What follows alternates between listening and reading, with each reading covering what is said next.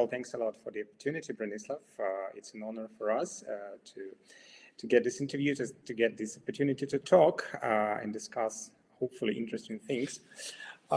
First of all, let's start with the quick round of introduction, because OFZ is absolutely well-known producer for the European market, but we also have customers in Asia, in America, and for them, would you please tell a bit more about your plant, about its potential, and what's actually the value of OFZ for the ferroalloys market in Europe? Okay, so just a very brief introduction. OFZ is a ferroalloy producer located in Slovakia, which is eastern part of European Union. We have been established in 1953 in order to supply ferroalloys for the former Soviet bloc of Eastern European countries. And we've been producing many types of ferroalloys, starting from ferrosilicon through ferrochrome until ferromoly. So right now, or let's say at least until mid of last year or this year, we were producing ferrosilicon, silicomanganese, ferromanganese high carbon, calcium silicon, and silicon metal. Also some cored wires. We have installed capacity of approximately 120 megawatt. And we have 7 furnaces where we produce alloys in one single site, which is located in the north of Slovakia, something like 40 kilometers of Polish border. Because of our location, we are pretty much focused on delivering ferroalloys into European Union, and especially neighboring countries, which is Poland, Czech Republic, Slovakia, of course, Hungary, Austria, and a little bit of Germany and Italy.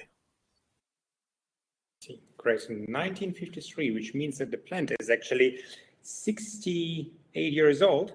It will be 70 years next year. So yes, it's a lot of time. So let's hope we will survive it until then. Hopefully, actually, recently there were a lot of reports in different media about quite challenging situation for the entire industry in Europe, including OFZ. First of all, it was related to the high electricity cost. And as far as I know, you've even been forced to stop furnaces. You also mentioned that there were some interruptions in the furnaces running, even some staff cuts. So what's the situation now, if it really was so difficult, so tough times for OFZ this year? Well, the problem of European market is basically the situation which we are facing right now in terms of the energy pricing. Especially in Slovakia, we didn't have any government guaranteed scheme for heavy industry or energy intensive industry pricing. So we were always, or at least in the last 10 years, we were more or less on the open market. So when the energy prices started to increase, we were pretty much influenced quite soon. So we were subject to prices of 500, 600, 700 euros per megawatt hour, which of course, as long as the prices of ferroalloys in Europe were at a quite high level, was not such a big deal, or at least was survivable, let's put it this way. But the prices started to decline in May this year, and since then they have been declining further, and the energy price basically kept quite expensive. So it made impossible for us to keep competitive on the market, and we had to shut down basically all production. And that's the situation which we see right now. But are you really so dependent on the spot market fluctuations for electricity? I mean, is it any long-term contract supply to secure your production? Well, in every country you have a little bit of a different scheme. And that's the problem today of European Union and energy pricing of European Union. First of all, in Europe, in the energy market, a contract which is longer than 3 years doesn't exist. Because the longest contract you can close is actually 3 years. There are exceptions in Norway, where you can have long-term energy contracts, but Norway is not part of European Union. That's why the exceptions are there. But in Europe, whether it's France, Germany, or Spain, or wherever, the only possibility is maximum 3 years. So of course we had long-term contracts, and long-term contracts meaning these 3 years. We also had contracts for 1 year. We also had contract for 6 months with several suppliers, but those contracts were expiring. And as the energy prices started to move upwards, there was very little interest from the side of suppliers to close new contracts. You of course ask why, for example, in France, the ferroalloy production is still running and people are more or less happy. France has a different system. In France, the government has a system called RNH, which is basically so-called nuclear power plant, where EDF, which is the biggest supplier of energy in France, is forced to sell some part of its energy to energy-intensive industry at costs. So until today, the ferroalloy producers in France have costs of 40 euro per megawatt hour or 45 euro per megawatt hour, and other countries like Slovakia, which doesn't have such a support scheme, we are subject to prices of 400. So it's 10 times less, and that's a huge problem, because in those countries where we do not have a governmental sponsored scheme of energy controlled pricing, the industry is shutting down. And in countries like France or in Germany, they have a different scheme. Of course, the energy intensive industry is surviving. And that's the problem, because this destroyed the European, let's say, one market principle, or same rules, same market principle. And we are seeing a huge deindustrialization of Eastern European countries, and Western European companies are taking basically the space on the European market. On top of that, the energy problem is solely a European problem. This problem doesn't exist in the United States, or it doesn't exist in Asia. Uh, on top of that, in Europe, you don't have really any big barriers for entering into the market from other countries, the market of ferroalloys. There are some, but they are very, very minor compared to what we see right now in terms of energy pricing. So people in Asia still pay their 50, 60 euro per megawatt hour and import energy into the European market. Import ferroalloys into the European market. So that creates a situation which is unsustainable from both sides, or from two sides. One, external competition, and second, it's the internal competition inside of European Union. Speaking about the nuclear power, actually, there is a big tendency in the Western countries, at least like in Germany and Belgium, to step back from coal-fired power plants, which is, of course, explainable by the environmental reasons. But also Germany, for example, just abandoned all the nuclear power industry at all. France is probably one of the exceptions in the Western Europe. Meanwhile, in Slovakia, I read in news recently that Mochovce nuclear power plant is commissioning the third unit, and you mentioned that most of the electricity is produced by nuclear power. Do you think the future of the energy market in Europe, in Slovakia, will belong to nuclear power industry? In general, your opinion about this source of energy? If you ask me, Europe as a whole doesn't have any other alternative than just to reassess its nuclear strategy, for a very simple reason. We cannot rely anymore on Russia. That was a huge mistake. It's shown right now to everybody. We don't want to burn coal, which I agree with. We should be more cautious about environment in this case. And nuclear energy right now is the only energy which, first of all, we have all the raw materials in EU needed to produce. We have the technology available in the EU to produce. It doesn't take decades to build new power plants. It takes some years. And it's a reliable and stable source of energy, which is a very different situation compared to renewables, where you have, for example, the day energy or the wind energy, where you have nights where you don't have, or when you have days where it doesn't blow the wind, so you have a problem.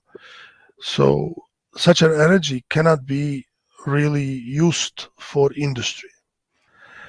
And unfortunately, people need to feel the pain before they reassess the priorities. Yeah, I can only agree. Let's touch the painful point for everyone today, Russia. After the military invasion of Ukraine, it's been a lot of sanctions imposed by the European Union against the Russian Federation industry and people and businesses and so on. In this context, what is the fate of your enterprises in Novokuznetsk? Is it running now? Well, as many European companies which had some investments in Russia, we are facing a lot of, let's call it, challenges. First of all, we have lost any direct control about what is happening there because there are no personnel from Slovakia being there, so we rely on the Russian personnel which is there. We of course reduced the production to bare minimum because the project was based on calcium silicon produced in Slovakia and packed in Russia and sell then to Russian steel mills, which today of course is not possible. So we are in a kind of a survival mode there. So we kept some basic personnel which is there. We still have some stocks from last year which we produce something from time to time. But we don't know if the Russian government will nationalize it or we need to sell the plant. So it's a very, very complicated situation. Branislav, your personal opinion, what are the perspective of the European steel industry for next 2 years? What's going on? What should we expect ahead? Well, I can have just some estimation. I'm not a very big optimist in this case. What we see right now, it's a kind of a big tsunami or at least big iceberg, and we're still playing the music and dancing and pretending that nothing is going to happen. But when you see what is happening to the energy intensive industry, everywhere there is a huge problem. There are closures. And instead of in Europe of correcting the situation, that the market should function again as market, they are just working to try to make people not feel it for next few months. But it's just nowadays problems about the decarbonization stuff, sustainability of metals, green steel initiatives. Does OFZ doing something with this regards? Any initiatives for strategic transformation in metal industry? Well, let's make two things. First of all, I personally believe now it's not time to think about this for several reasons. One of them being Europe is not anymore important in this field. So right now we should be taking care of different problems because those problems will not disappear, they will only grow. So that's one thing. And unfortunately the Commission has no other plan, just Green Deal right now. And it's time to hit the pause button and say, okay, let's wait for a few years. Let's solve this, what we have right now, and then let's come back. The world will not end in 2 or 3 years, but in 2 or 3 years, we will have a completely different situation. And we are not going to kill the world by staying in Europe the way we are for a few more years and then make a change later. But of course, I mean, decarbonization is an issue on a global basis. But decarbonization has to be done with a sense, because to close down metals industry here, which has one carbon footstep, and replace it by a metals industry somewhere else with 5-6 times more carbon footstep than in Europe, and then pretend that we have decreased something, it's just a lie. And the problem of lying is that if you repeat it enough, then you start to believe it, but it doesn't make it a lesser lie. It's still a huge problem. So at the end, we will just accelerate the process. So that's one thing. But on the technical side, of course, there are ways how to reduce carbon footprint. and we are of course working on it. One of the ways is, of course, from a technical point of view, to replace carbon by a different type of carbon, which is whether a recyclable carbon or some kind of a renewable carbon, like a charcoal or carbon coming from waste. So that's one thing. We were doing a few projects on that. We were looking at the charcoal usage and recyclable waste carbon usage with good results so far. There is also another possibility to replace carbon with hydrogen, where we made also some efforts together with universities. But the big problem is that having hydrogen means having cheap electricity, and that's something which would make the problem even worse these days. So that's one thing, and of course the last one is to use energy which produces much less carbon, and that's, I think, which we could focus on in Europe, and that brings me back to the nuclear power plants. Look, as a representative of tech company, I should ask this question, absolutely. Even the nowadays problems, in our opinion, in Metalshub, like cost efficiency or decarbonization or any other stuff, or diversification of your raw material supply, can be solved using the digital tools. What's your opinion? What's your approach to the processes of digitalization and any digital tools using in metals industry? Well, digitalization or computerization or automatization was always there for one very simple reason: to decrease the labor intensity and, of course, effectivity. But at the end, you need less people to do more if you're supported with good, let's call it, hardware, IT, or knowledge, or systems, or whatever. So also in metals industry is exactly about that. You will need much less people to do the sales and purchases if you do it more, let's say, computerized. Your results will be probably a little bit better than when the people do it. Well, sometimes worse, sometimes better, but that's a tricky thing. But for sure, in the long run, you will need much less people, which is a good thing, because at least in Europe we see that we don't have many skilled people, and even on lower, let's say, lower skill intensity jobs, now we are having problems.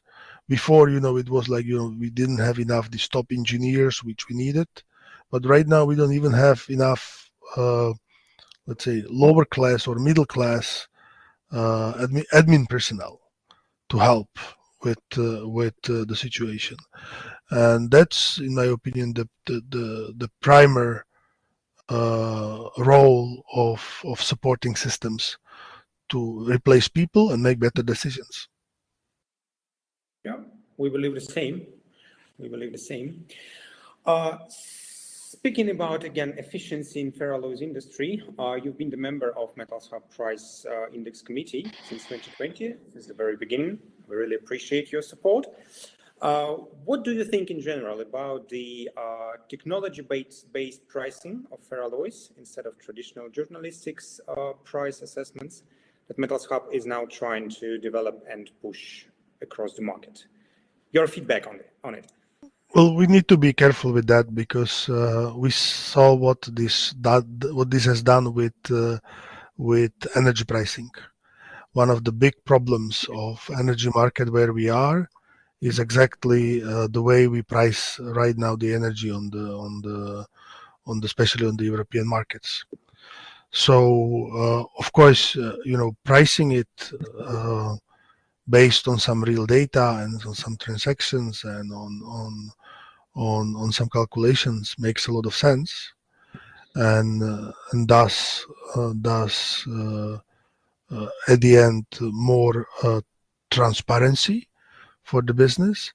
But remember also one thing, if you If you do everything super transparent and you do everything on a calculation and computer basis, a lot of companies lose their, I would say, reason for existence. Why would then we have so many traders? There would be no need for it. So I'm saying yes, but there needs to be a human element to it also. That's actually what we believe in Metalshub, that technology, regardless our technology or anyone else's technology, should not and will never replace human and human relations, but it can support humans' activity and help managers to achieve better results, to make the processes more efficient and faster. That's probably pretty much it. Thank you very, very much, Branislav. Thanks for this opportunity. You're very welcome.